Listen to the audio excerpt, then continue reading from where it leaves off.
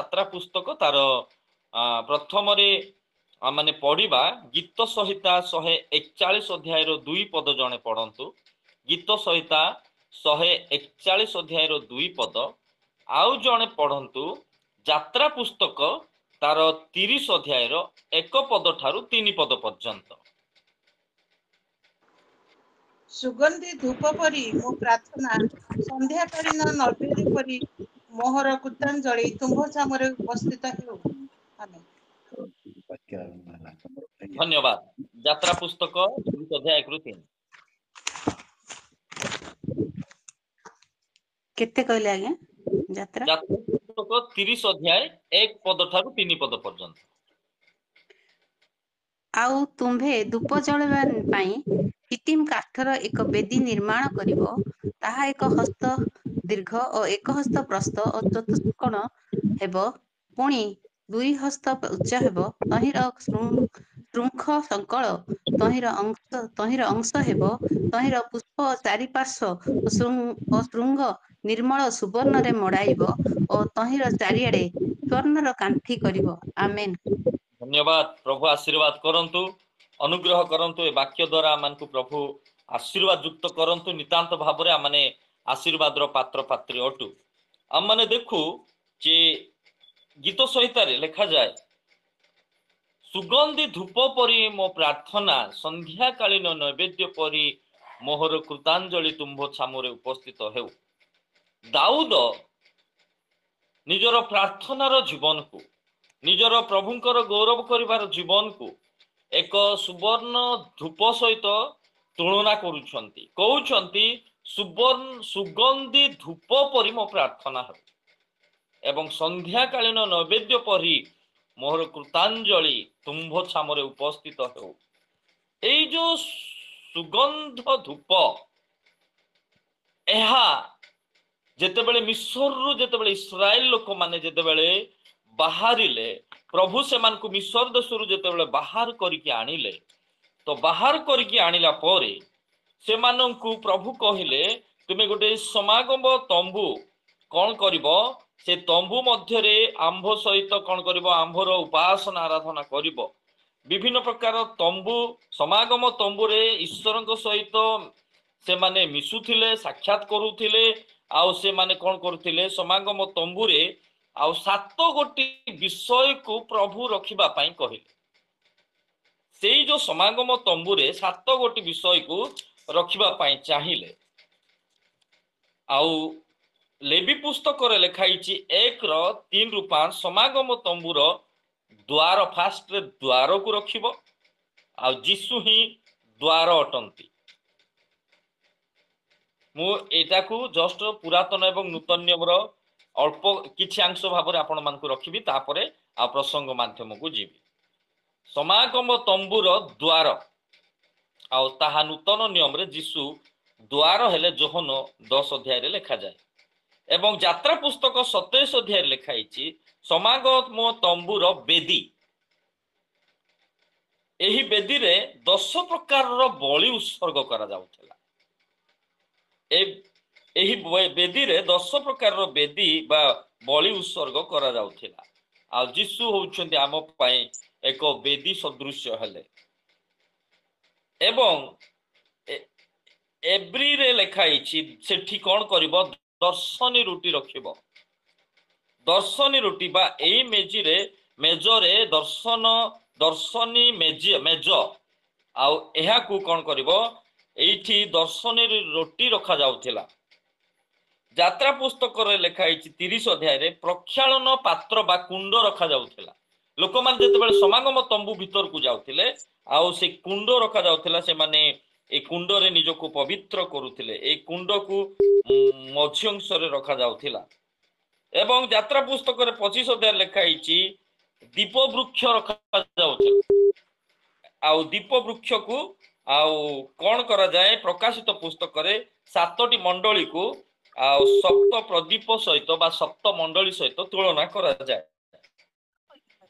ଏବଂ ଯାତ୍ରା ପୁସ୍ତକ ସେଇ 30 ଅଧ୍ୟାୟ ଯାହା ଆମେ ଆଜି ପଢିଲୁ, ତାହା ସୁବର୍ଣ୍ଣ ଧୂପବେଦୀ। ଆଜିର ପ୍ରସଙ୍ଗ ହଉଛି ସୁବର୍ଣ୍ଣ ଧୂପବେଦୀ।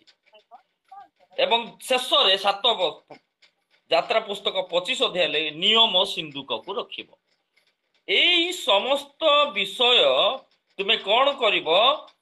ସେଇ ସମାଗମ ତମ୍ବୁ ମଧ୍ୟରେ 7 ଗୋଟି ବିଷୟକୁ ତୁମେ ରଖିବ। କଣ କଣ? ଦ୍ୱାରକୁ ରଖିବ, ବେଦୀକୁ ରଖିବ, ଦର୍ଶନୀ ମେଜକୁ ରଖିବ, ପ୍ରକ୍ଷାଳନ ପାତ୍ର ରଖିବ, ଏବଂ ଦୀପବୃକ୍ଷ ରଖିବ, ଧୂପବେଦୀ ରଖିବ, ଏବଂ ସେଟାକୁ କଣ କରିବ? ନିୟମ ସିନ୍ଦୁକକୁ ରଖିବ। ସେଇଥିପାଇଁ ଦାଉଦ କହୁଛନ୍ତି ସେଇ ଦୀପକୁ, ସୁବର୍ଣ୍ଣ ଧୂପବେଦୀକୁ ଆଉ କଣ କରାଯାଉଥିଲା? ଧୂପ ଚଢା ଯାଉଥିଲା ଈଶ୍ୱରଙ୍କ ଉଦ୍ଦେଶ୍ୟରେ। ତ ଦାଉଦ କହୁଛନ୍ତି ଯେ ମୋର ପ୍ରାର୍ଥନା, ମୋର ଉପାସନା, ମୋର ଆରାଧନା ବା ମୋର ବ୍ୟକ୍ତିଗତ ଖ୍ରୀଷ୍ଟୀୟ ଜୀବନ ଖ୍ରୀଷ୍ଟଙ୍କ ବା ଈଶ୍ୱରଙ୍କର ସୁଗନ୍ଧ ଧୂପ ପରି ହେବା ଦରକାର, ଯାହାକି ଈଶ୍ୱର ସେଇ ଧୂପକୁ ଆଘ୍ରାଣ କରୁଥିଲେ ଏବଂ ସନ୍ତୁଷ୍ଟ ହଉଥିଲେ, ଖୁସି ହଉଥିଲେ। ତ ଆଜିର ଜୀବନରେ ପ୍ରଭୁ ଆମଠାରୁ ଏକ ଉତ୍ତମ ବିଷୟ ଚାହାନ୍ତି। ହୁଏତ ଆମମାନଙ୍କର ପ୍ରାର୍ଥନା, ହୁଏତ ଆମମାନଙ୍କର ପ୍ରଭୁ ଭୟ ଜୀବନ, ହୁଏତ ଆମମାନଙ୍କର ଖ୍ରୀଷ୍ଟୀୟ ଜୀବନ, ହୁଏତ ଆମମାନଙ୍କର ବାକ୍ୟ ଅଧ୍ୟୟନର ଜୀବନ, ଉପାସନାର ଜୀବନ, ସହଭାଗିତାର ଜୀବନ, এই ସମସ୍ତ ବିଷୟ ପ୍ରଭୁ ଆଘ୍ରାଣ କରିବା ପାଇଁ ଚାହୁଁଛନ୍ତି। এই ସନ୍ଧ୍ୟା ସମୟରେ ପ୍ରଭୁ ଆମମାନଙ୍କୁ କହିବା ପାଇଁ ଚାହାନ୍ତି ଏକ ସୁଗନ୍ଧ ଭରା ବା ସୁଗନ୍ଧ ଭରା, ଲେଖାଯାଏ ଦାଉଦ କହୁଛନ୍ତି ସୁଗନ୍ଧି ଧୂପ ପରି ମୋ ପ୍ରାର୍ଥନା ହଉ। ମୋର ପ୍ରିୟ ପ୍ରଭୁଙ୍କ ଲୋକମାନେ, ଆମମାନେ ସେଇ ସୁବର୍ଣ୍ଣ ଧୂପବେଦୀର ବିଷୟରେ ଆମମାନେ ପଢିଲୁ, ଯାହାକି ଇସ୍ରାଏଲ ଲୋକମାନଙ୍କୁ ପ୍ରଭୁ କହୁଛନ୍ତି ତୁମେ ସୁବର୍ଣ୍ଣରେ ତୁମ୍ଭେ କଣ କରିବ? ଧୂପ ଜଳାଇବା ପାଇଁ ସିଟିମ କାଷ୍ଟରେ ଏକ ବେଦୀକୁ ତୁମେ କଣ କରିବ? ନିର୍ମାଣ କରିବ ଏବଂ ସେଠି ଧୂପକୁ ତୁମେ କଣ କରିବ? ଜଳେଇବ। ଏଇ ଯୋଉ ଧୂପ ବେଦୀର 5ଟି ବିଷୟକୁ ମୁଁ ଆପଣମାନଙ୍କୁ ବହୁତ ସର୍ଟରେ ରଖିବି, ଆଉ ଆମେ ଜଲ୍ଦି ଜଲ୍ଦି ବୁଝିବା ପାଇଁ ଟିକେ ଚେଷ୍ଟା କରିବା। ପ୍ରଭୁ ପବିତ୍ର ଆତ୍ମା ଆମମାନଙ୍କୁ ବୁଝିବା ପାଇଁ ସାହାଯ୍ୟ କରନ୍ତୁ। ପ୍ରଥମ ବିଷୟ ହେଉଛି ତାର ନିର୍ମାଣ। ଏଇ ଯୋଉ ନିର୍ମାଣ, ଏକ ନିର୍ମାଣ ସିଟିମ କାଠକୁ ଚୁଜ୍ କରାଯାଉଛି, ମନୋନୀତ କରାଯାଉଛି। ଏଇ ଯୋଉ ସୁବର୍ଣ୍ଣ ଧୂପବେଦୀ କରିବା ପାଇଁ ସିଟିମ କାଷ୍ଟକୁ ପ୍ରଭୁ କଣ କରୁଛନ୍ତି? ପସନ୍ଦ କରୁଛନ୍ତି ବା ମନୋନୀତ କରୁଛନ୍ତି। ଏଇ ଯୋଉ ସିଟିମ କାଷ୍ଟ ଇଂଲିଶ ବାଇବଲରେ ଏକ୍ସିଆ ବୋଲିକି ଲେଖାଯାଏ ବା ଏକ୍ସିଆର ଅର୍ଥ ବବୁଲ ଟ୍ରି। ଯଦି ଆପଣ ମାନେ କମେଣ୍ଟ୍ରିରେ ବା ଆଉ ତାର ବିଭିନ୍ନ ପ୍ରକାରର ଟ୍ରାନ୍ସଲେସନରେ ମାରିବେ ବବୁଲ ଟ୍ରି, ଏଇ ଯୋଉ ବବୁଲ ଟ୍ରିର ଗଛ ହଉଛି ବଙ୍କା ଟିଙ୍କା ଗଛ ଏବଂ କଣ୍ଟକମୟ ଗଛ ଅଟେ।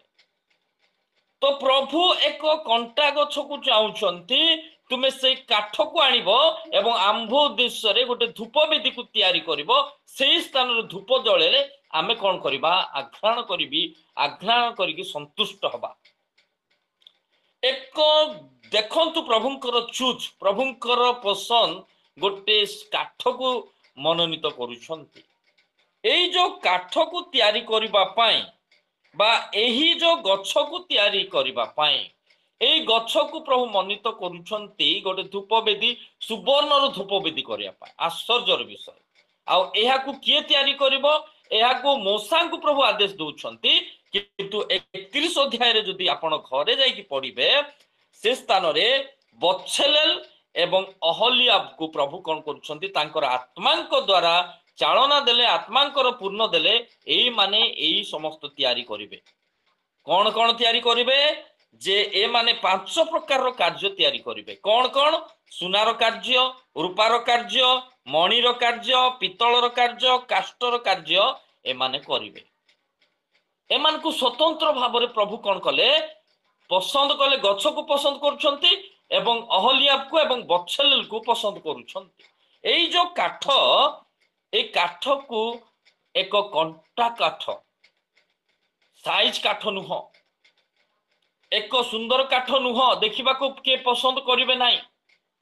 ଯେତେବେଳେ ବଛଲେଲ ଏବଂ ଅହଲିଆବ ଯେତେବେଳେ ଜଙ୍ଗଲକୁ ଯାଇଥିବେ, ମୋସା ଯେତେବେଳେ କହିଥିବ ତୁମେ ଯିବ ସିଟିମ କାଠକୁ ଆଣିବ ଆଉ ସେଠି ପ୍ରଭୁଙ୍କ ପାଇଁ ଆମେ ଗୋଟେ ଧୂପବେଦୀ ତିଆରି କରିବା। ଆପଣ ଗୋଟେ ଇମାଜିନ କରନ୍ତୁ, ଯେତେବେଳେ ଅହଲିଆବ ଏବଂ ବଛଲେଲ ତାଙ୍କର ଆଉ ଯନ୍ତ୍ର ଧରିକି ଯାଇଥିବେ ଗଛ କାଟିବା ପାଇଁ। ବିଭିନ୍ନ ଗଛ ଥିବ, ବିଭିନ୍ନ ପ୍ରକାର ଗଛ ଥିବ। ଆଉ ସେ ବିଭିନ୍ନ ଗଛ ସମସ୍ତେ କିଏ ତ ପିଆଶାଳ ଗଛ ଥିବ, କିଏ ତ ଶାଗୁଆନ ଗଛ ଥିବ, ଆଉ କିଏ ତ ବହୁତ ବଢିଆ ବଢିଆ ଗଛ ଥିବେ। ସେମାନେ ଭାବୁଥିବେ ମୁଁ ସାଇଜ ହେଇକି ଅଛି, ମୁଁ ବଢିଆ ଡେଙ୍ଗା ହେଇକି ଅଛି, ମୁଁ ବହୁତ ବଢିଆ ମୋଟା ହେଇକି ଅଛି, ମତେ ବହୁତ ଲୋକ ନେଇକି ଫର୍ଣ୍ଣିଚର ତିଆରି କରନ୍ତି, ମତେ ହିଁ ଏମାନେ ନେଇକି ଯିବେ। ଆଶ୍ଚର୍ଯ୍ୟର ବିଷୟ, ସେମାନେ କଣ କରୁଛନ୍ତି? ଗୋଟେ କଣ୍ଟାର ଗଛକୁ ପସନ୍ଦ କରୁଛନ୍ତି, କାରଣ ପ୍ରଭୁଙ୍କର ଆଦେଶ। ଆମେ ମଧ୍ୟ ଦିନେ ଏକ କଣ୍ଟା ପରି ଥିଲୁ, ଆମେ ମଧ୍ୟ ଦିନେ ଏକ ବଙ୍କା ଟିଙ୍କା ଥିଲୁ, ସାଇଜ ନଥିଲୁ। ପ୍ରଭୁ ଆମମାନଙ୍କୁ କଣ କରୁଛନ୍ତି? ବାଛୁଛନ୍ତି। ସେଥିପାଇଁ ଦାଉଦ ଗୋଟେ 40 ଗୀତରେ କହନ୍ତି ଯେ ପ୍ରଭୁ ମତେ ଦୋହଲା କାଦୁଅରୁ ଉଠେଇକି ଆଣି ଶୈଳ ଉପରେ ମୋହର ଚରଣକୁ ରଖିଲେ। ମୋର ପ୍ରିୟ ପ୍ରଭୁଙ୍କ ଲୋକମାନେ, ଆମମାନେ ଏକ କଣ୍ଟକ ସଦୃଶ୍ୟ ଥିଲୁ। ଆମମାନଙ୍କ ପାଖରେ କଣ୍ଟା ଲାଗିଥିଲା, ବିଭିନ୍ନ ପାପର ଦାଗ ଲାଗିଥିଲା, ବିଭିନ୍ନ ପ୍ରକାର ଅଶୁଚିର ଦାଗ ଲାଗିଥିଲା, ବିଭିନ୍ନ ପ୍ରକାର ଅଭିଯୋଗର ଦାଗ ଲାଗିଥିଲା। ପ୍ରଭୁ ଆମମାନଙ୍କୁ କଣ କଲେ? ବାଛିଲେ, ପସନ୍ଦ କଲେ। ଏଇ ମୋର ଲୋକମାନେ, ଏଇମାନଙ୍କ ଦ୍ଵାରା ମୁଁ ଗୌରବ ପାଇବି, ଏଇମାନଙ୍କ ଦ୍ଵାରା, ଏମାନଙ୍କର ଜୀବନ ଦ୍ଵାରା ମୁଁ କଣ ବି ଖୁସି ହେବି, ଏମାନଙ୍କ ଦ୍ଵାରା ମୁଁ କଣ କରିବି? ପ୍ରଶଂସା ପାଇବି। ସେଇଥିପାଇଁ ମତେ ଏବଂ ଆପଣ ମାନଙ୍କୁ ପ୍ରଭୁ କଣ କରିଛନ୍ତି? ବାଛିଛନ୍ତି। ଆମମାନଙ୍କୁ ପ୍ରଭୁ ବାଛିଛନ୍ତି ତାଙ୍କର କାର୍ଯ୍ୟ ପାଇଁ। ଏଇ କାଠକୁ କଣ କରାଗଲା? ପ୍ରଥମରେ କଟାଗଲା ଏବଂ ଏଇ କାଠକୁ କଣ କରାଗଲା? କାଟିକି ଆଣିଥିବେ ନା। ଯୌନ ପୁସ୍ତକ ଲେଖାଯାଏ ଯେଉଁ ଗଛ ଅଧିକ ଫଳ ଫଳେ ତାକୁ ପ୍ରଭୁ କାଟନ୍ତି, ଅଧିକ ଫଳ ଫଳିବା ପାଇଁ। ତାକୁ ଲୋକମାନେ କଣ କଲେ? ଅହଲିଏବା ଏବଂ ତାଙ୍କୁ କାଟିଲେ ଏବଂ ତାକୁ କଣ କରାଗଲା? ଆଉ ମାପ କରିଲେ। ମାପ କରିଥିବେ, ବେଦୀର ମାପ କରିଥିବେ। ଗୋଟେ ଖ୍ରୀଷ୍ଟୀୟ ଜୀବନ ମାପଚୁପର ଜୀବନ। ଆମେ ଏଡେ ତେଡେ ଯାଇପାରିବା ନାହିଁ, ଆମେ ଏପଟ ସେପଟ ହେଇପାରିବା ନାହିଁ। ଆମମାନଙ୍କର ଖ୍ରୀଷ୍ଟୀୟ ଜୀବନ ଗୋଟେ ଖ୍ରୀଷ୍ଟଙ୍କ କେନ୍ଦ୍ରସ୍ଥଳରେ ରହିବା ଜୀବନ ଅଟେ। ଏବଂ ତାକୁ କଣ କରାଗଲା? ଯେ ସେଠି ଲେଖା ହେଇଛି 2 ତୁମେ ତାହା 1 ହାତ ଦୀର୍ଘ 1 ହାତ ପ୍ରସ୍ତ, ତାର ସାଇଜ ଲେଖା ହେଇଛି। କାହିଁକି ପ୍ରଭୁ କହୁଛନ୍ତି ସାଇଜ କରିକି? ତାର ମାପ ଦଉଛନ୍ତି, କହୁନାହାନ୍ତି ତୁମେ ଆଣିବ ତିଆରି କରିଦବ, ବାସ୍ ନୁହଁ। ଯେତେବେଳେ ମୁଁ ଭଲ କରି ଷ୍ଟଡି କରୁଥିଲେ, ପ୍ରଭୁ କାହିଁକି ହାତ ଦୀର୍ଘ ଚଉଡା ଏଇ ସବୁ ହାତର ମାପ ଚୁପ ଦଉଛନ୍ତି କାହିଁକି? ପ୍ରଭୁଙ୍କର କାର୍ଯ୍ୟରେ ଯଦି ଆପଣ ମାନେ ଏବଂ ମୁଁ ବ୍ୟବହାର ହେବା ପାଇଁ ଚାହୁଁଛୁ, ଆମ ଜୀବନ ଦ୍ଵାରା ଯଦି ପ୍ରଭୁ ଗୌରବ ପାଇବା ପାଇଁ ଚାହୁଁଛନ୍ତି, ଯଦି ଆପଣଙ୍କ ଜୀବନ ଦ୍ଵାରା ଯଦି ପ୍ରଭୁଙ୍କୁ ଗୌରବ ଦେବା ପାଇଁ ଚାହୁଁଛନ୍ତି, ଆପଣ ସାଇଜ ହେବା ଦରକାର। ଆପଣଙ୍କ ଠାରୁ ସେ କଣ୍ଟାକୁ ସାଇଜ କରିକି କାଟିଦେବା ଦରକାର। ଯାହାକି ମୋ ଜୀବନରେ ଅଛି, କଣ୍ଟା ଗଛକୁ ଯଦି ପ୍ରଭୁ ପସନ୍ଦ କରିଛନ୍ତି, ଯଦି ସେଇ କଣ୍ଟା ଗଛରେ ଯଦି ସାଇଜ ହେଇନାହିଁ, ଆମେ ପ୍ରଭୁଙ୍କ ପାଇଁ ବ୍ୟବହାର ହେଇପାରିବା ନାହିଁ, ପ୍ରଭୁଙ୍କର ଗୌରବ କାରଣ ହେଇପାରିବା ନାହିଁ। ମୋ ଜୀବନରେ, ମୋର କଥାବାର୍ତ୍ତାରେ, ମୋର ଚାଲିଚଳନରେ, ମୋର ବେଶଭୂଷାରେ ଯଦି କଣ୍ଟା ଥିବ, ତାକୁ ଫୋଡିଲା ପରି କଥାବାର୍ତ୍ତା କରୁଥିବି, କାହାକୁ ଯଦି ଆଉ କାହାକୁ ବାଧିଲା ପରି ମୁଁ ଆଉ ବ୍ୟବହାର କରୁଥିବି, ମୋର କଥାବାର୍ତ୍ତାରେ, ମୋର ଚିନ୍ତାରେ, ମୋର ଚାଳନାରେ, ମୋର ବିଭିନ୍ନ ପ୍ରକାର ବିଷୟରେ ଯଦି ମୁଁ ଅନ୍ୟକୁ ଫୋଡୁଥିବି, ପ୍ରଭୁ ପସନ୍ଦ କରିବେ ନାହିଁ। ମତେ ସାଇଜ ହେବା ଦରକାର। ଅହଲିଆ ବଛେଲେ ଆଣିଲେ, ତାକୁ କାଟିଲେ, ସାଇଜ କଲେ, ମାପ କରିଲେ। ଆମେ ମାପିକି ଚାଲିବା ଦରକାର। ଆମେ ସମାନ ହେବା ଦରକାର, ସାଇଜ ହେବା ଦରକାର। ଆମେ ଆମର ମନ, ଆମମାନଙ୍କର ସବୁ ବିଷୟ ଯୀଶୁଙ୍କ ପରି ମନ ହେବା ଦରକାର, ଯୀଶୁଙ୍କ ପରି ଆଉ ପବିତ୍ର ହେବା ଦରକାର, ଯୀଶୁଙ୍କ ପରି ଆମମାନେ ପ୍ରଭୁଙ୍କର ଗୌରବ କରିବା ଦରକାର। ଏବଂ ସେଠିକି ଲେଖା ହେଇଛି ଗୋଟେ ବାଡ଼ କରିବ, ତାକୁ ସାଇଜ କରିକି ବାଡ଼ କରିବ ଲେଖା ହେଇଛି ନା। 2 ପଦରେ ଲେଖା ହେଇଛି, ତୁମେ ସେଟାକୁ ଚତୁଷ୍କୋଣ କରିବ ଏବଂ ତାକୁ କଣ କରିବ? ବାଡ଼ କରିବ। ତାକୁ ଚତୁଷ୍କୋଣ କରି ସାଇଜ କଲା ପରେ ବାଡ଼ କରିବ। ଖ୍ରୀଷ୍ଟୀୟ ଜୀବନ ଏକ ଗୋଟିଏ ବାଉଣ୍ଡ୍ରି ଭିତରେ ରହିବା ଜୀବନ ଅଟେ। ଉପଦେଶକ ଯେତେବେଳେ ପଢିବେ 10 ଅଧ୍ୟାୟର 8 ପଦରେ, ଉପଦେଶକ 10 ଅଧ୍ୟାୟର 8 ପଦ ପଢନ୍ତୁ, ବହୁତ ସୁନ୍ଦର କଥା ଲେଖା ହେଇଛି। ଉପଦେଶକ ଯଦି ପାଉଛନ୍ତି 10 ଅଧ୍ୟାୟର 8 ପଦ। ଯେ ଗର୍ତ୍ତ ଖୋଳେ ସେ ତହିଁରେ ପଡ଼ିବ, ଓ ଯେଉଁ ଲୋକ ବେড়ା ଭାଙ୍ଗେ ତାହାକୁ ସର୍ପ କାମୁଡ଼ିବ। ଯେ ବେଡ଼ା ଭାଙ୍ଗିବ ତାକୁ ସର୍ପ କାମୁଡ଼ିବ।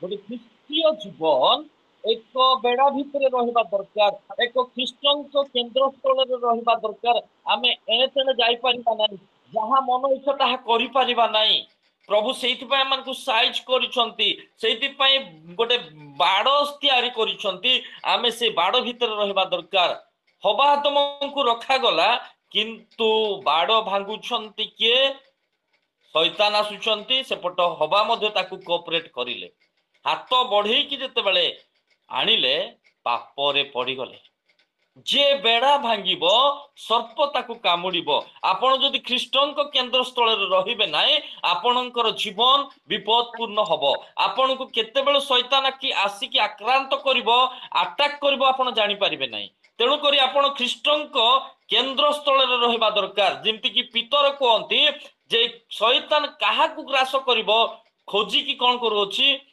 बुलू थिला बोली की लेखा जाय नाई कि बुली थिला बोली की लेखा जाय नाई लेखाई काहाकू ग्रास करिब खोजी बुलू अछि माने वर्तमान प्रेजेंट काहाकू ग्रास करिब बुलू अछि आपनक सराउंडिंग रे बुलू अछि आपनकर सराउंडिंग रे आपण ख्रीष्टंकर रक्तर बाड़ भितर रहंतु आमे ख्रीष्टंकर रक्तर बाड़ भितर रहिबा दरकार जदि बाहर को जाओ शैतान अटैक आराम रे करदब मोर प्रिय प्रभुंक लोक माने एवं ताकू कौन करिब तीन पदरे लेखाई जे तहिर पृष्ठ और चतुष्कोण श्रृंग करिब और तहिरे सुवर्ण कौन करिब मड़ाइब जदि आमे साइज हेबा आमाने जदि साइज हेबा आमे जदि चतुष्कोण हबा आमे जदि बाड़ भितर रहिबा आमरो आमको कौन करा जीवो सुवर्ण रे मड़ा जीवो सिटिम कास्ट को कौन कले साइज कले कंटा को हटे देले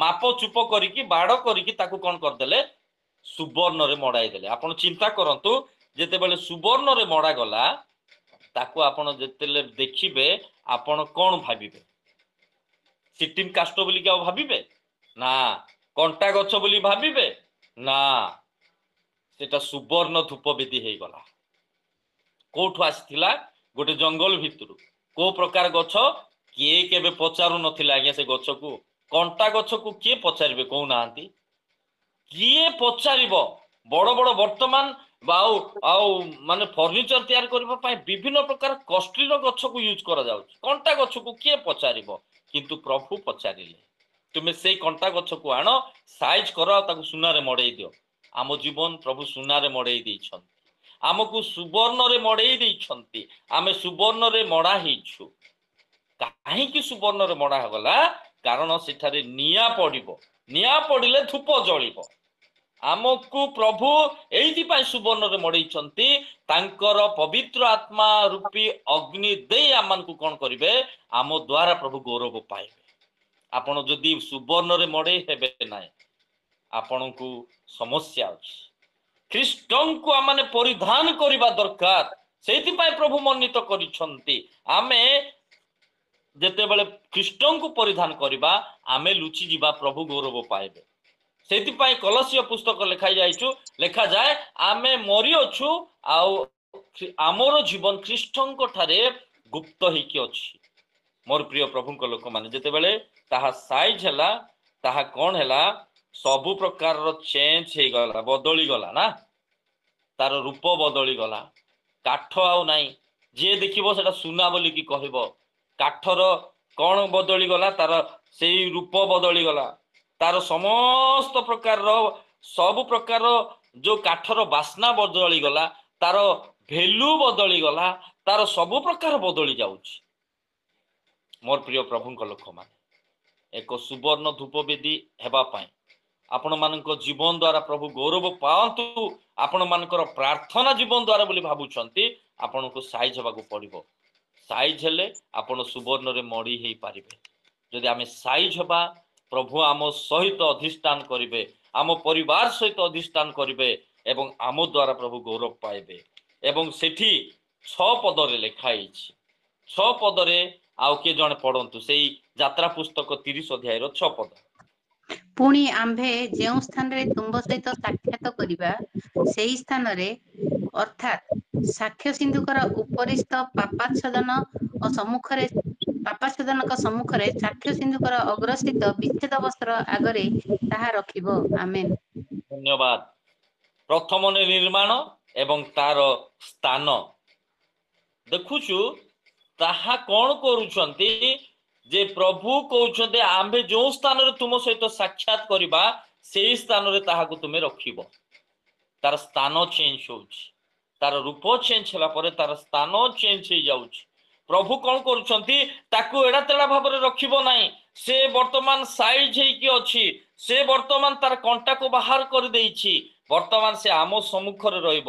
ଆମେ ଯୋଉ ସ୍ଥାନରେ ତୁମ୍ଭ ସହିତ ସାକ୍ଷାତ କରିବା ସେଇ ସ୍ଥାନରେ ତାକୁ ତୁମେ ରଖିବ। ଆମର ସ୍ଥାନକୁ ପ୍ରଭୁ ଚେଞ୍ଜ କରିଛନ୍ତି। ଆମେ ଦିନେ ଅନ୍ଧକାରରେ ଥିଲୁ, ଆମେ ଦିନେ ଦୋହଲା କାଦୁଅରେ ଥିଲୁ, ଆମମାନେ ଦିନେ ପାପରେ ଥିଲୁ, ଆମମାନେ ଦିନେ ବିଭିନ୍ନ ପ୍ରକାରର ସମସ୍ୟା ଭିତରେ ଥିଲୁ। ପ୍ରଭୁ ଆମମାନଙ୍କୁ ସେଥିରୁ ପୃଥକ କରିଛନ୍ତି, ଆମମାନଙ୍କର ଜୀବନକୁ ଏକ ସୁନ୍ଦର ସ୍ଥାନରେ ରଖିଛନ୍ତି। ସେଥିପାଇଁ ଦାଉଦ କହିଲେ ମତେ ପ୍ରଭୁ ଦୋହଲା କାଦୁଅରୁ ଉଠେଇଲେ, ଶୈଳ ଉପରେ ମୋର ଚରଣକୁ ରଖିଲେ। ସେ ଶୈଳ ହଉଛନ୍ତି ପ୍ରଭୁ ଯୀଶୁ ଖ୍ରୀଷ୍ଟ। ଆମେ ଏବେ ଆଲୋକର ସନ୍ତାନ ଅଟୁ, ଆମେ ଆଲୋକର ସନ୍ତାନ ଅଟୁ। ଯେତେବେଳେ ବାହିନୀଭୂତ ଲାଗିଥିବା ଲୋକଙ୍କୁ ପ୍ରଭୁ ଭଲ କଲେ, ସମାଧି ସ୍ଥାନରୁ ତାର ସ୍ଥାନ ଯୀଶୁଙ୍କର ସ୍ଥାନ ହେଇଗଲା। ଯେତେବେଳେ ଖଞ୍ଜ ବ୍ୟକ୍ତି ସୁସ୍ଥ ପାଉଛନ୍ତି ଯୀଶୁଙ୍କ ନାମରେ, ସେ କୁଦା ମାରି ଈଶ୍ୱରଙ୍କର ପ୍ରଶଂସା କରି କରି ମନ୍ଦିର ଭିତରେ ପ୍ରବେଶ କରୁଛନ୍ତି। ସ୍ଥାନ ଚେଞ୍ଜ। ସୁନ୍ଦର ନାମକ ଦ୍ୱାର ମଧ୍ୟରୁ ଯୀଶୁଙ୍କର ଉପସ୍ଥିତିରେ ନାଚୁଛନ୍ତି, କୁଦୁଛନ୍ତି, ଈଶ୍ୱରଙ୍କର ପ୍ରଶଂସା କରୁଛନ୍ତି। ଆଜି ଆପଣ ମାନଙ୍କର ସ୍ଥାନ କେଉଁଠାରେ? କେଉଁ ସ୍ଥାନରେ ଆପଣ ଅଧିକ ସମୟ କାଟୁଛନ୍ତି? ଆପଣଙ୍କର କାର୍ଯ୍ୟର ସମୟକୁ ଛାଡ଼ିଦେଲେ ଆପଣ ଅଧିକ ଯାହା ଲିଜର ଟାଇମ ଥିବ ଅଧିକ ଆପଣ କୋଉ ସ୍ଥାନରେ ସମୟ କାଟୁଛନ୍ତି? ମୋର ପ୍ରିୟ ପ୍ରଭୁଙ୍କ ଲୋକମାନେ, ଆଜି ଆମର ସ୍ଥାନ କେଉଁଠାରେ? ଯେତେବେଳେ 38 ବର୍ଷର ରୋଗୀ ସୁସ୍ଥ ପାଇଲା, ମନ୍ଦିରରେ ତାର ଦେଖା ପାଉଛନ୍ତି ପ୍ରଭୁ। ଆପଣଙ୍କୁ ପ୍ରଭୁ ଦେଖୁଛନ୍ତି କି ସବୁ ସମୟରେ? ଆପଣଙ୍କର ସ୍ଥାନକୁ ପ୍ରଭୁ ଚେଞ୍ଜ କରିଦେଇଛନ୍ତି, କିନ୍ତୁ ଆପଣ ପୁନର୍ବାର ଆଉ ସେ ଅନ୍ଧକାର ସ୍ଥାନରେ ଅଛନ୍ତି ନା ପ୍ରଭୁଙ୍କ ସ୍ଥାନରେ ଅଛନ୍ତି? ପ୍ରଭୁ ଆମମାନଙ୍କୁ ପୃଥକ କରିଦେଇଛନ୍ତି ଗୋଟିଏ ସ୍ଥାନରୁ। ଆମମାନଙ୍କୁ ପ୍ରଭୁ ବାଛିକି ଆଣିଲେ, ଏକ କଣ୍ଟକମୟ ସ୍ଥାନରୁ ଆଣିଲେ, ଏକ ଦୋହଲା କାଦୁଅରୁ ଆଣିଲେ ଏବଂ ତାକୁ ସାଇଜ କରିକି ସୁନାରେ ମଡେଇକି ତାଙ୍କର ଉପସ୍ଥିତିର ସ୍ଥାନରେ ରଖିଲେ। ଆମ ସ୍ଥାନ ବଦଳିଛି ତ? ମୁଁ ଆଜି କେଉଁ ସ୍ଥାନରେ ଅଧିକ ସମୟ କାଟୁଛି? ଆମର ସ୍ଥାନ ବଦଳିବ। ଆମର ପ୍ରଭୁ କହୁଛନ୍ତି ଆମର ସ୍ଥାନକୁ ବଦଳେଇବା ପାଇଁ। ପ୍ରଭୁ ଆପଣଙ୍କର ସ୍ଥାନକୁ ମୋର ସ୍ଥାନକୁ ବଦଳେଇ ଦେଇଛନ୍ତି। ସଦା ସର୍ବଦା ଈଶ୍ୱରଙ୍କର ଉପସ୍ଥିତିର ସ୍ଥାନରେ ରହିବା ପାଇଁ ଚେଷ୍ଟା କର। ପ୍ରଭୁ ଆମମାନଙ୍କୁ ଚେଞ୍ଜ କରିଦେଇଛନ୍ତି। ଆମେ ପୁନର୍ବାର ସେଇ କାଦୁଅକୁ ଆଉ ନ ଯାଉ, ପୁନର୍ବାର ଆମେ ଆଉ ସେ ଦୋହଲା କାଦୁଅରେ ନ ପଶୁ। ଯଦି ଆମେ ପ୍ରଭୁଙ୍କ ସ୍ଥାନ ମଧ୍ୟରେ ରହିବା, ପ୍ରଭୁଙ୍କ ସମ୍ମୁଖରେ ରହିବା, ନିତ୍ୟ ପ୍ରଭୁଙ୍କର ଗୌରବର କାରଣ ହେଇପାରିବା। ଏବଂ ତୃତୀୟରେ 7 ପଦ ଏବଂ 8 ପଦ ଟିକେ ପଢନ୍ତୁ। ମୁଁ ଟିକେ ଜଲ୍ଦି ଜଲ୍ଦି ଆଉ ଯିବି, ଅଧିକ ବ୍ୟାଖ୍ୟା କରିବି ନାହିଁ, ଆମେ ଖାଲି ହାରଣ ତହିଁ ଉପରେ ସୁଗନ୍ଧି ଧୂପ ଜଳାଇବ। ସେ ପ୍ରତି ପ୍ରଭାତରେ ପ୍ରଦୀପ ପରିଷ୍କାର କରିବା ବେଳେ ସେଇ ଧୂପ ଜଳାଇବ। ପୁଣି ସନ୍ଧ୍ୟା କାଳେ ହାରଣ ପ୍ରଦୀପ ଜଳାଇବା ସମୟରେ ଧୂପ ଜଳାଇବ। ତହିଁରେ ତୁମମାନଙ୍କର ପୁରୁଷାନୁକ୍ରମରେ ସଦାପ୍ରଭୁଙ୍କର ସମ୍ମୁଖରେ ନିତ୍ୟ ନିତ୍ୟ ଧୂପ ଦାହ ହେବ। ଆମେନ୍। ଏହା ହଉଛି ତୃତୀୟ ବିଷୟ, ଯେ ଧୂପ ବିଧିର କାର୍ଯ୍ୟ। ପ୍ରଥମରେ ନିର୍ମାଣ, ଦ୍ୱିତୀୟରେ ତାର ସ୍ଥାନ ଏବଂ ତାହାର କାର୍ଯ୍ୟ କଣ? କାର୍ଯ୍ୟ କଣ? ସକାଳେ ଏବଂ ସନ୍ଧ୍ୟାରେ ସେ ଜଳିବ।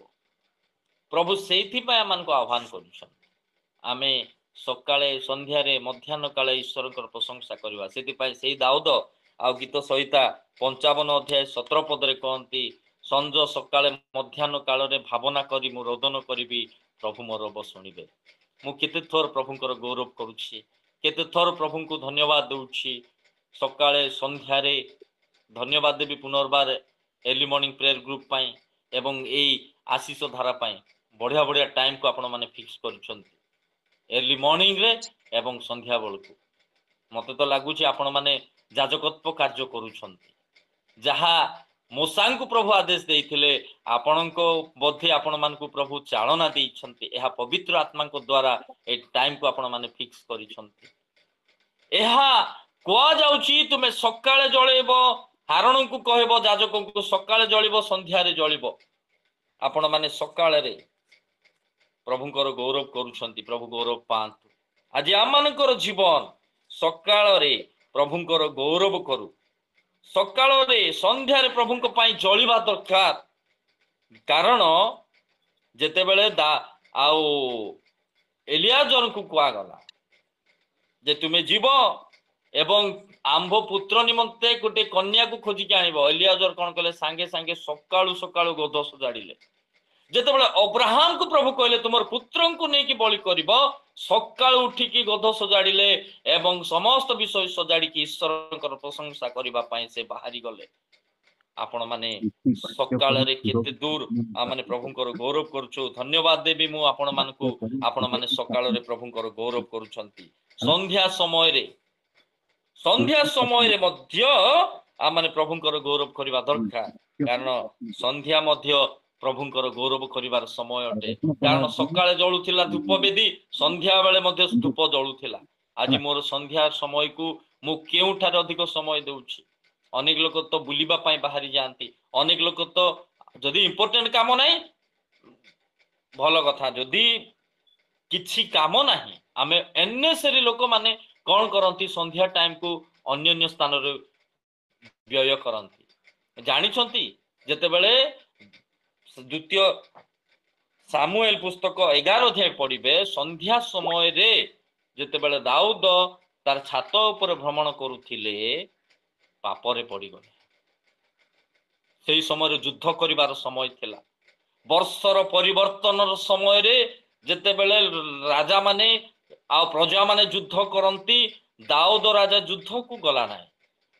एवं कौन करूछंती जेतेबेले छात ऊपर बुलुथिले पापरे पड़ी गले आपण मानकर टाइम को मोर प्रिय युवा युवती भाई भणी माने आपण मानकर टाइम को प्रभु को दियंतु एननेसरी आपण बुलंतु नाई युद्ध करिवार समय अटे वर्तमान दाऊद युद्ध को न जाइथिबा हेतु एपट पापरे पड़ी गले ख्रीष्टीय जीवन एक युद्ध करिवार जीवन अटे आपण जदि युद्ध क्षेत्र रे नाहांती निश्चित भाव रे आपण को शैतान अटैक करिवो मोर प्रिय प्रभु को लोक माने जेतेबेले देखिबे गवर्नमेंट रो एटी तो अनेक प्रभुंकर दास माने जो माने कि सरकारी स्तर रे कार्य करूछंती एवं कार्य करिकी मध्ये आसीछंती जेतेबेले से माने कोनसी ड्यूटी रे थिबे तांकर आइडेंटिटी कार्ड हो किबा तांकर गाड़ी रे हो ऑन ड्यूटी बोली के लिखाई थिबो ऑन ड्यूटी माने जानिबा दरकार से माने कोनसी ड्यूटी रे अछंती विभिन्न प्रकार जनगहली रास्ता दे गला बेल को मध्ये से माने को रास्ता छाड़ी देबे कौन सी प्रकार प्रतिबंधक से मान नहीं कहीं कि ना ऑन ड्यूटी रे से माने थिबे ख्रीष्टीय जीवन सबु बेले ऑन ड्यूटी मोर प्रिय प्रभु को लोक माने आपण माने प्रभु को पाए ड्यूटी रहंतु सकाळे संध्या रे हमकु प्रभु सेति पाए एक कंटा गछरु हमकु परिष्कार परिच्छन्न करके एक सुवर्ण धूप वेदी कर देई छंती तो आमर कौन काम आज्ञा आमर पर्सनल काम सरला पर आमे प्रभुंकर गौरव करबा दरकार प्रभुंकर आराधना करबा दरकार आम मानकु प्रभु केते सुंदर कर दैछंती सुनारे मड़ेई दैछंती चिंता करंतु ख्रीष्टीय गोटे गीत अछि ना ख्रीष्टीय जीवन सुना परि जीवन हीरा परि जीवन कौन जीवन सब गीत गांती सिमती जलिबा दरकार ख्रीष्टीय जीवन सुना परि रूपा परि जीवन हीरा परि जळुथिबा चिंता करू मु जळुछि तो मो टिके दगदग मारुछि तो ना मु जळी पारुनी प्रभु को पाए एक समीक्षा करिवार समय अटे मु सकाळे संध्या रे प्रभु को पाए जळुछि तो मोर परिवार एवं मोर व्यक्तिगत जीवन रो ज्योति प्रभुंकर आ जो मते सेति पाए तयारी करछंती एई धूप विधि रे एई सुवर्ण धूप विधि जीवन रे मु प्रभुंकर गौरव निमंते जळुछि तो मु जो धूप प्रभु को पाई छाड़ुची ताहा प्रभु संतुष्ट होउछंती तो जेते बेले इसाक आइब पुस्तक लिखा जी संध्या समय रे ध्यान करिबा पाई जाउथिले खेत को जेते बेले ध्यान करिबा पाई जाउथिले एलियाजर तांको पाई नै कि गोटे स्त्री को आनी कि पहुंचै देले आपण माने ध्यान करूछंती प्रभुंकर वाक्य को सकाळे आ माने काहा सहित समय काटुछ संध्या रे आमे केउ जगह रे समय काटुछु एहा बहुत बड़ इम्पोर्टेंट रो विषय अटे देखिलु निर्माण तार स्थान तार कार्य सकाळे संध्यारे जळिबा दरकार आमनकर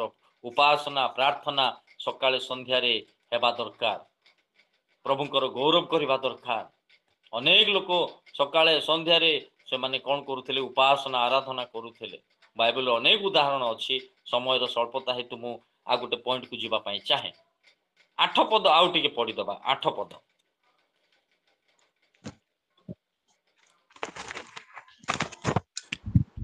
ପୁଣି ସନ୍ଧ୍ୟାକାଳେ ହାରଣ ପ୍ରଦୀପ ଜଳାଇବା ସମୟରେ ଧୂପ ଜଳାଇବ।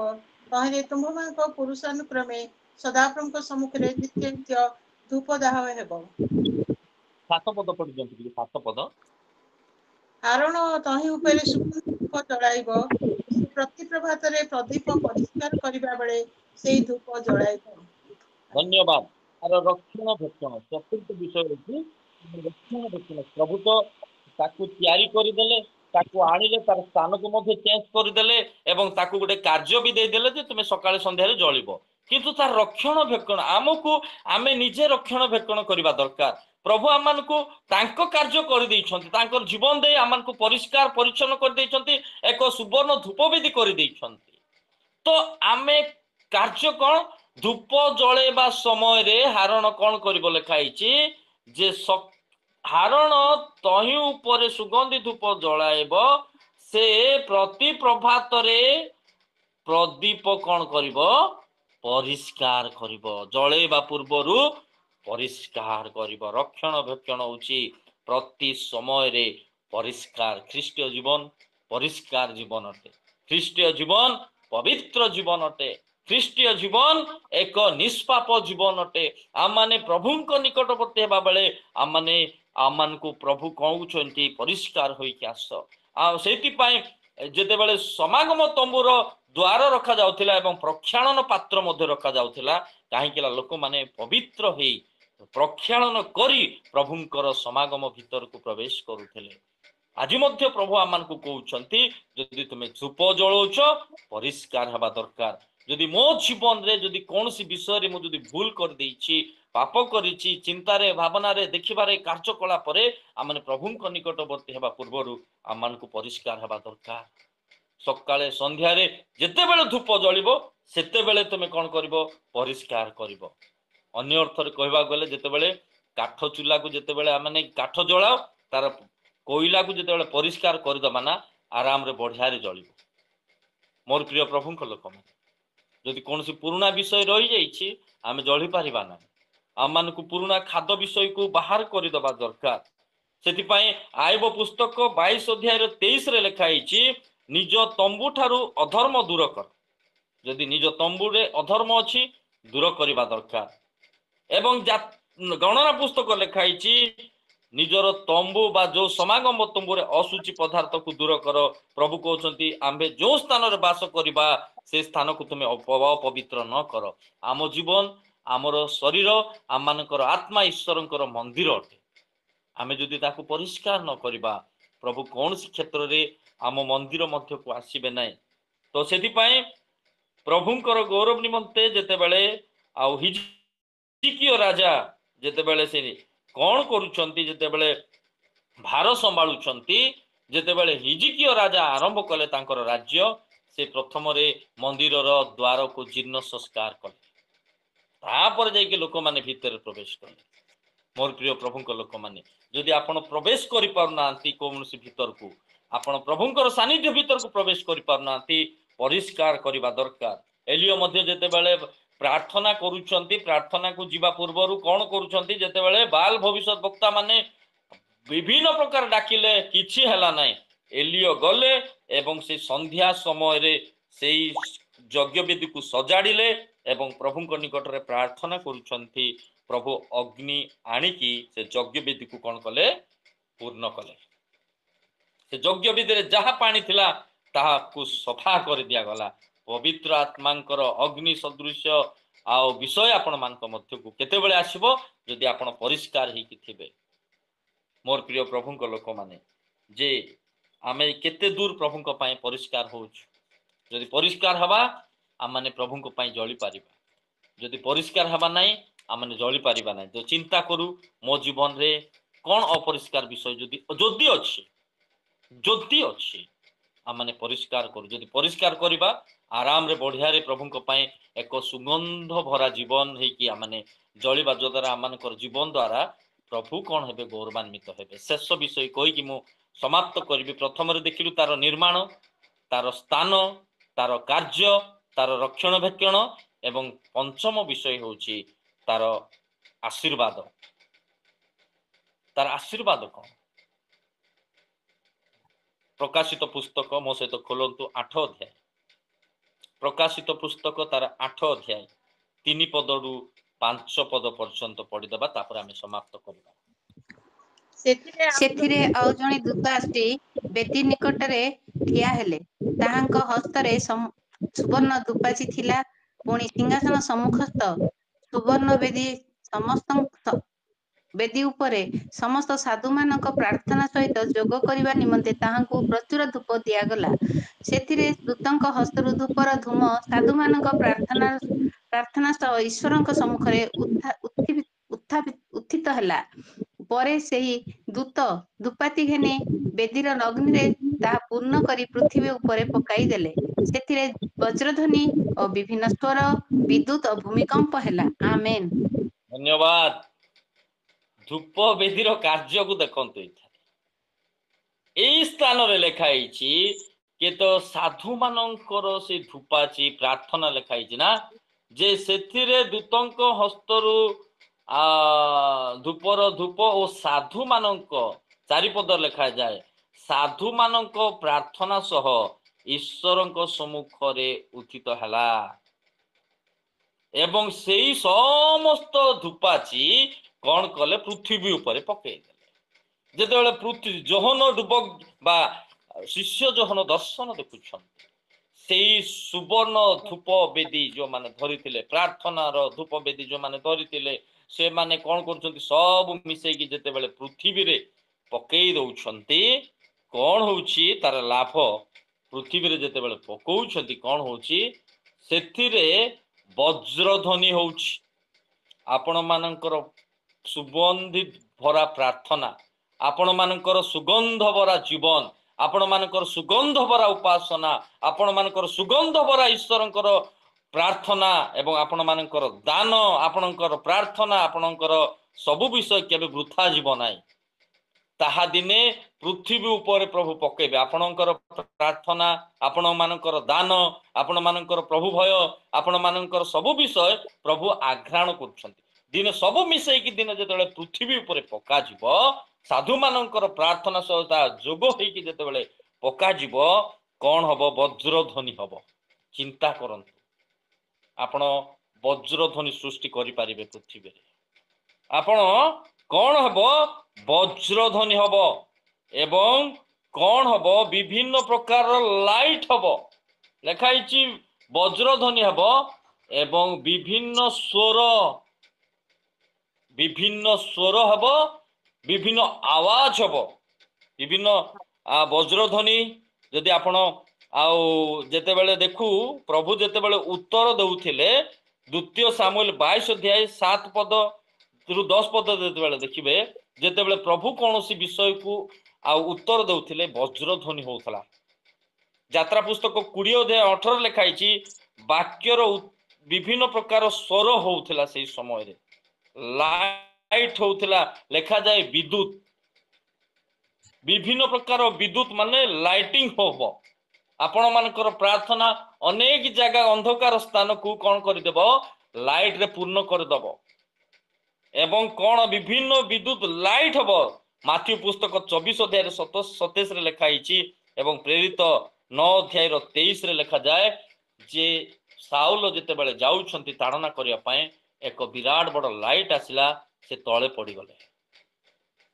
हुए तो से दिन अनेक लोक साउलंक पय प्रार्थना करिथिबे प्रभु साउल को परिवर्तन कर से प्रभु जेतेबेले दर्शन दौरान साउल एमिति लाइट आसिला तले पड़गले आखि देखा गला नहीं साउल को आपण मानकर प्रार्थना এই প্রকার কার্য করিব বিভিন্ন জায়গায় বজ্রধ্বনি সৃষ্টি করিপারিব বিভিন্ন স্বর হয়ে পারিব বিভিন্ন লাইটিং দব অনেক অন্ধকার থিবা লোক মানকু আলোক মধ্যকু আনিবা পাই ଆପଣଙ୍କର ପ୍ରାର୍ଥନା ଏବଂ କଣ ହବ ଭୂମିକମ୍ପ ହବ ଲେଖା ଯାଏ ଆଉ ବିଦ୍ୟୁତ ହବ ଏବଂ ଭୂମିକମ୍ପ ହବ ଯେତେବେଳେ ପାଉଲ ଶିଲା ଯେତେବେଳେ ପ୍ରାର୍ଥନା କରୁଛନ୍ତି ବନ୍ଦୀ ମାନେ ଶୁଣୁଛନ୍ତି ଏବଂ ସେ ସ୍ଥାନରେ କଣ ହେଲା ଭୂମିକମ୍ପ ହେଲା ସମସ୍ତଙ୍କର ବନ୍ଧନ ଖୋଲିଗଲା ଆପଣମାନଙ୍କର ପ୍ରାର୍ଥନା ଆପଣମାନଙ୍କର ସୁବର୍ଣ୍ଣ ଧୂପବିଧିର ପ୍ରାର୍ଥନା ଆପଣମାନଙ୍କର ସେଇ ସୁବର୍ଣ୍ଣ ଧୂପବିଧିର ପ୍ରାର୍ଥନା ଅନେକ ଲୋକଙ୍କର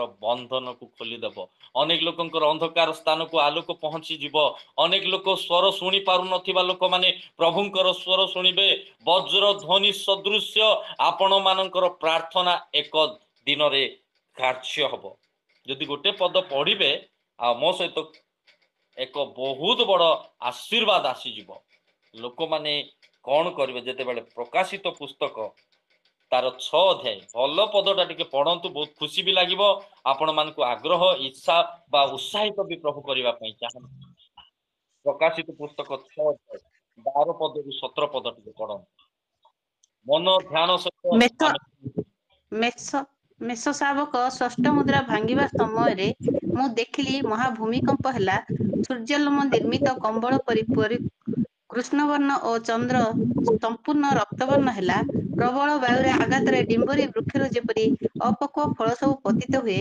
ସେହିପରି ଆକାଶର ନକ୍ଷତ୍ର ସବୁ ପୃଥିବୀରେ ପତିତ ହେଲା ଆକାଶର ସ୍ତର୍ମ ପୁସ୍ତକ ଗୁଡା ହେଲା ପରି ଗୁଡା ହୋଇ ଦୂରୀଭୂତ ହେଲା ପୁଣି ପର୍ବତ ଦ୍ୱୀପ ସମୂହ ସ୍ଥାନାନ୍ତରିତ ହେଲେ ଆମେନ୍ 17 ପଦ 17 ପଦ ଆଉ 17 ପଦ ହଁ କାରଣ ପୃଥିବୀର ଲୋକମାନେ ପାତ୍ର ପାତ୍ରୀ ମାନେ ମଧ୍ୟାହ୍ନ ପ୍ରଧାନ ସେନାପତି ଓ ଧନୀମାନେ ବଳବାନ ଲୋକମାନେ ଓ ପରାଧୀନ ଓ ସ୍ୱାଧୀନ ଲୋକ ସମସ୍ତେ ଗୁହା ଓ ପର୍ବତମାଳାରେ ଶୈଳମାନଙ୍କ ମଧ୍ୟରେ ଆପଣାକୁ ଲୁଚାଇଲେ ପୁଣି ସେମାନେ ପର୍ବତ ଓ ଶୈଳମାନଙ୍କୁ କହିଲେ ଆମ୍ଭ ଉପରେ ପଡି ସିଂହାସନ ଉପବିଷ୍ଟ ବ୍ୟକ୍ତିଙ୍କ ସାମୁରେ ଓ ମେଷଶାବକଙ୍କ କ୍ରୋଧରୁ ଆମମାନଙ୍କୁ ଲୁଚାଇ ରଖ କାରଣ ସେମାନଙ୍କ କ୍ରୋଧ ମହାଦିନରେ ଉପସ୍ଥିତ ହୋଇଛି ଆଉ କିଏ ଠିଆ ହୋଇପାରେ ଆମେନ୍ ଆମେନ୍ ପ୍ରଭୁ କହୁଛନ୍ତି 15 ପଦ ଲେଖା ଯେ ଆଉ ପୃଥିବୀର ରାଜା ମାନେ ପାତ୍ର ମନ୍ତ୍ରୀ ମାନେ ପ୍ରଧାନ ଆଉ ସେନା ମାନେ ସେମାନେ କଣ ହେବେ ବଳବାନ ଲୋକମାନେ ସେମାନେ ଥରହର ହେବେ 15 ପଦ ଲେଖା ହେଇଛି ଭଲରେ ଆପଣ ମାନେ ଘରେ ଯାଇକି ମଧ୍ୟ ପଢନ୍ତୁ ଆପଣ ମାନଙ୍କର ପ୍ରାର୍ଥନା ଜୀବନ ଆପଣ ମାନଙ୍କର ସେ ଧୂପ ବିଧିର ପ୍ରାର୍ଥନା ପ୍ରଭୁଙ୍କ ନିକଟରେ ଯେତେବେଳେ ଉପରକୁ ଉଠିବ ପ୍ରଭୁ ଦିନେ ତଳେ ପକେଇବେ ତାହା ଅନେକ ଲୋକଙ୍କର ଆଶୀର୍ବାଦର କାରଣ ହବ ଭୂମିକମ୍ପ ହବ ବଜ୍ରଧ୍ୱନି ହବ ଅନେକ ଲୋକଙ୍କର ବନ୍ଧନ ଖୋଲିଯିବ ବିଦ୍ୟୁତ ଉତ୍ପନ୍ନ ହବ ଲାଇଟ ଦବ ସମସ୍ତଙ୍କୁ ଆପଣ ମାନଙ୍କର ପ୍ରାର୍ଥନା ଆପଣ ମାନଙ୍କର ଦାନ ଆପଣ ମାନଙ୍କର ପ୍ରଭୁ ଭୟ ଜୀବନ କେବେ ବି ମୂଲ୍ୟହୀନ ହବ ନାହିଁ ଯଦି ଆମେ ସାଇଜ ହେବା ଯଦି ଆମେ ପ୍ରଭୁଙ୍କ ସମ୍ମୁଖରେ ରହିବା ଏବଂ ପ୍ରଭୁଙ୍କର ଗୌରବ ନିମନ୍ତେ ପରିଷ୍କାର ପରିଚ୍ଛନ୍ନ ଭାବରେ ପ୍ରଭୁଙ୍କର ଗୌରବ କରିବା ନିଶ୍ଚିତ ଆପଣ ମାନଙ୍କର ପ୍ରାର୍ଥନା ଜୀବନ ଆପଣ ମାନଙ୍କର ପ୍ରଭୁ ଭୟ ଜୀବନ ଆପଣ ମାନଙ୍କର ଉପାସନାର ଜୀବନ ଦିନେ ଏ ପ୍ରକାର ଭାବରେ ପୃଥିବୀ ଉପରେ ପ୍ରଭୁ ନିକ୍ଷେପ କରିବେ ଆଉ ତାହା ଅନେକ ଲୋକଙ୍କର ବନ୍ଧନ ଖୋଲିଯିବ ଅନେକ ଲୋକଙ୍କୁ ଲାଇଟ ଯୋଗେଇ ଦେବ ମୋର ପ୍ରିୟ ପ୍ରଭୁଙ୍କ ଲୋକମାନେ ଆମ ଜୀବନରେ ଆମେ ଚିନ୍ତା କରୁ ପ୍ରଭୁ ଆମମାନଙ୍କୁ କୋଉ ସ୍ଥାନରୁ କୋଉ ସ୍ଥାନକୁ ଆଣିଲେ ଆମେ ଏକ କଣ୍ଟକ ଗଛ ସଦୃଶ ଥିଲୁ ସିଟିମ କାଠ ସଦୃଶ ଥିଲୁ କିନ୍ତୁ ସୁନାରେ ମଡେଇ ଦେଲେ ପ୍ରଭୁ ଆମମାନଙ୍କୁ ତାଙ୍କ ସମ୍ମୁଖରେ ରଖିଲେ ପ୍ରଭୁ ଏବଂ ତାଙ୍କ ପାଇଁ ଜଳିବା ପାଇଁ ସୁଯୋଗ ଦେଇଛନ୍ତି ଏବଂ ପ୍ରଭୁ କହୁଛନ୍ତି ତୁମେ ଦିନ ପ୍ରତିଦିନ ପରିଷ୍କାର ହେଇକି ଚାଲ ମୁଁ ତୁମର ପ୍ରାର୍ଥନାକୁ ମୂଲ୍ୟହୀନ କରିବି ନାହିଁ ମୁଁ ତୁମର ପ୍ରାର୍ଥନାକୁ ବହୁମୂଲ୍ୟ କରିବି ଆମର ପ୍ରାର୍ଥନା ଏବଂ ଆଉ ଅନେକ ସାଧୁ ଲୋକମାନଙ୍କର ସହିତ ଦିନେ କଣ ହବ ସୁବର୍ଣ୍ଣ ଧୂପାଚି ସଦୃଶ ଆପଣ ମାନଙ୍କର ପ୍ରାର୍ଥନା ମୋ ପ୍ରାର୍ଥନା ଏବଂ ପ୍ରଭୁଙ୍କର ଲୋକମାନଙ୍କର ସେଇ ସାଧୁ ମାନଙ୍କର ପ୍ରାର୍ଥନା ସହିତ ଏଙ୍ଗେଜ ହବ ଏଡ ହବ ଏବଂ ଦିନେ ପ୍ରଭୁ ପୃଥିବୀ ଉପରେ ନିକ୍ଷେପ କରିବେ ଏବଂ ତାହା ଅନେକ ଲୋକଙ୍କର ଆଶୀର୍ବାଦର କାରଣ ହବ ଅନେକ ଲୋକଙ୍କର ପରିତ୍ରାଣର କାରଣ ହବ ଅନେକ ଲୋକ ଯୋଉମାନେ ଅନ୍ଧକାରରେ ଅଛନ୍ତି ସେ ଅନ୍ଧକାରରୁ ସ୍ଥାନରୁ ସେମାନେ ଆଲୋକ ମଧ୍ୟକୁ ଆସିବେ ଏବଂ ସେଇ ପ୍ରକାଶିତ ପୁସ୍ତକ ଯେମିତିକି 6:15 ପଦ ଆଉ ପୃଥିବୀର ରାଜା ମାନେ ଓ ପାତ୍ର ମନ୍ତ୍ରୀ ମାନେ ବଳବାନ ଲୋକମାନେ ଥରହର ହେବେ ଥରହର ହେଇଯିବେ। ଭୂମିକ ରାଜା ମନ୍ତ୍ରୀ ମାନେ ଡରିବେ। ମୋର ପ୍ରିୟ ପ୍ରଭୁଙ୍କ ଲୋକମାନେ, ଆମେ ସାଧାରଣ ନୁହଁ, ଆପଣ ମାନେ ସାଧାରଣ ନୁହନ୍ତି। ଯଦି ପ୍ରଭୁଙ୍କର ଗୌରବ ନିମନ୍ତେ ଆମେ ପ୍ରଭୁଙ୍କ ପାଇଁ ଯେତେବେଳେ ସାଇଜ ହେଇକି ରହିବା, ପ୍ରଭୁ କଣ କରିବେ? ଏକ ଆଶୀର୍ବାଦର ଦ୍ୱାର ଆମମାନଙ୍କ ପାଇଁ ଖୋଲିଦେବେ। ଆମେ ଅନ୍ୟ ଜଣଙ୍କ ପାଇଁ ଆଶୀର୍ବାଦର କାରଣ ହେବା। ଆପଣ ମାନଙ୍କର ପ୍ରାର୍ଥନା, ସକାଳେ ଯୋଉ ପ୍ରାର୍ଥନା କରୁଛନ୍ତି, ସନ୍ଧ୍ୟାରେ ଯୋଉ ପ୍ରାର୍ଥନା କରୁଛନ୍ତି, ତାହା ପ୍ରଭୁ ଷ୍ଟୋର କରିକି ରଖୁଛନ୍ତି ଏବଂ ଅନେକ ସାଧୁ ମାନଙ୍କ ସହିତ ଆପଣ ମାନଙ୍କର ପ୍ରାର୍ଥନା, ଦାନ ଏବଂ ପ୍ରଭୁ ଭୟ ସବୁ ବିଷୟକୁ ମିଶେଇବେ ଏବଂ ଗୋଟେ ବିରାଟ ବଡ଼ କାର୍ଯ୍ୟ କରିବା ପାଇଁ ଯାଉଛନ୍ତି। ତେଣୁ ମୋର ପ୍ରିୟ ପ୍ରଭୁଙ୍କ ଲୋକମାନେ, ସେଥିପାଇଁ ଦାଉଦ କହିଲେ ସୁଗନ୍ଧି ଧୂପ ପରି ମୋ ପ୍ରାର୍ଥନା ହଉ, ତାହା ସୁଗନ୍ଧ ଭରା ଏଇ ପ୍ରଭୁଙ୍କ ନିକଟକୁ ଯାଉ। ପ୍ରଭୁ ଦିନେ ସେଇ କାର୍ଯ୍ୟ, ସେଇ ଆଶୀର୍ବାଦର କାର୍ଯ୍ୟ ଦିନେ ଆପଣଙ୍କର ପଡ଼ିଶାରେ, ଆପଣଙ୍କ ପରିବାରରେ, ଆପଣଙ୍କ ସମାଜରେ, ଆପଣଙ୍କ ମଣ୍ଡଳୀରେ ଏବଂ ଆପଣଙ୍କର ରାଜ୍ୟରେ, ଦେଶରେ ଆପଣ ଜାଣିବେ ଏହା ମୋର ପ୍ରାର୍ଥନାର ବଳ ଅଟେ। ଆପଣ ଜାଣିବେ ମୋର ପ୍ରଭୁ ଭୟ ଜୀବନ ଅଟେ। ଆପଣ ଜାଣିବେ ଏହା ମୋର ଦାନର କାର୍ଯ୍ୟ ଅଟେ। ଆପଣ ଜାଣିବେ ଏହା ମୋର ଉତ୍ତମ ଜୀବନର କାର୍ଯ୍ୟ ଅଟେ। ଆଜି ପ୍ରଭୁ ଦେଖିବା ପାଇଁ ଦେଲେ ଆପଣ ଆଶୀର୍ବାଦ ଯୁକ୍ତ ହେବେ। ଆମେ ସମସ୍ତେ ଆଶୀର୍ବାଦ ଯୁକ୍ତ ହେବା। ତେଣୁକରି ପ୍ରଭୁ ଆଶୀର୍ବାଦ କରନ୍ତୁ। ଯଦି ଆମେ ସିଟିମ୍ କାଷ୍ଟ ପରି ଆମେ କଣ୍ଟାରେ ଆମେ ସାଇଜ ହେଇକି ଅଛୁ, ଯଦି ଆଜି ବି ଯଦି କୌଣସି କଣ୍ଟା ଅଛି ସାଇଜ ହେଇନାହୁଁ, ପ୍ରଭୁ ସୁଯୋଗ ଦେଉଛନ୍ତି ତାଙ୍କରି ବାକ୍ୟ ରୂପୀ ଖଡ୍ଗରେ ନିଜକୁ ପରିଷ୍କାର କରନ୍ତୁ, ନିଜକୁ ସାଇଜ କରନ୍ତୁ, କେନ୍ଦ୍ର ସ୍ଥଳରେ ରୁହନ୍ତୁ, ବାଡ଼ ଭିତରେ ରୁହନ୍ତୁ ଏବଂ ପ୍ରଭୁଙ୍କ ସମ୍ମୁଖରେ ରୁହନ୍ତୁ। ପ୍ରଭୁଙ୍କ ପାଇଁ ସକାଳେ ସନ୍ଧ୍ୟାରେ ଜଳନ୍ତୁ। ଆପଣ ବହୁମୂଲ୍ୟ କାର୍ଯ୍ୟ ଆପଣଙ୍କ ବ୍ୟକ୍ତିଗତ ପାଇଁ, ଆପଣଙ୍କ ପରିବାର ପାଇଁ, ଆପଣଙ୍କର ମଣ୍ଡଳୀ, ସମାଜ, ଦେଶ ପାଇଁ ଏକ ଆଶୀର୍ବାଦର କାରଣ ହେଇପାରିବେ। ପ୍ରଭୁ ଆମମାନଙ୍କୁ ଏହି ବାକ୍ୟ ଦ୍ୱାରା ସମସ୍ତଙ୍କୁ ଆଶୀର୍ବାଦ କରନ୍ତୁ। ନମସ୍କାର, ଧନ୍ୟବାଦ।